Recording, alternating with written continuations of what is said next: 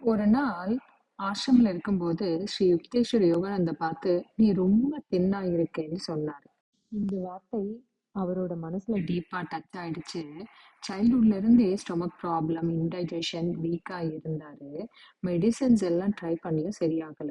அப்ப குரு சொன்னாரு, மெடிசனுக்கு லிமிட் இருக்கு, ஆனா டிவைன் லைஃப் ஃபோர்ஸுக்கு லிமிட் இல்லை.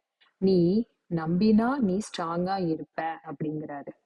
இந்த வார்த்தைய அவரு முழுக்க நம்பினாரு, வேதமா எடுத்துக்கிட்டாரு. கொஞ்ச நாள்ல அவரோட பாடி ஸ்ட்ராங் ஆயிடுச்சு, வெயிட்டும் இன்க்ரீஸ் ஆயிடுச்சு, ப்ராப்ளமும் போயிடுச்சு. யோகானந்தருக்கு ஸ்ரீ யுக்தீஸ்வரும் அவருடைய குரு அவருக்கு சொன்னது பத்தி சொன்னாரு. ஒரு வாட்டி லாகிரி விவசாயியும் யுக்தேஸ்வரை பார்த்து, நீ உன் செல்வ வீக்கா நினைச்சுக்கிற, அதனாலதான் நீ இப்படி இருக்கேன்னு சொன்னாராம். அப்புறம் சொன்னாராம், உன் தாட் தான் உன் பாடிய மாத்தும். தாட்டுக்கு பவர் இருக்கு, எலக்ட்ரிசிட்டி மாதிரி அப்படின்னாராம்.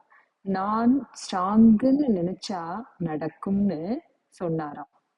அந்த மூமெண்ட்ல இருந்து அவரு தன் உடம்பு ஸ்ட்ராங்குன்னு நினைச்சதால அவரு ஸ்ட்ராங் ஆனாரு அப்படின்னு யுக்தேஸ்வர் யோகானந்தர் கிட்ட சொல்றாரு. அப்பதான் யோகானந்தர் புரியுது, நம்ம பாடியை விட நம்ம மைண்ட் தான் பவர்ஃபுல்.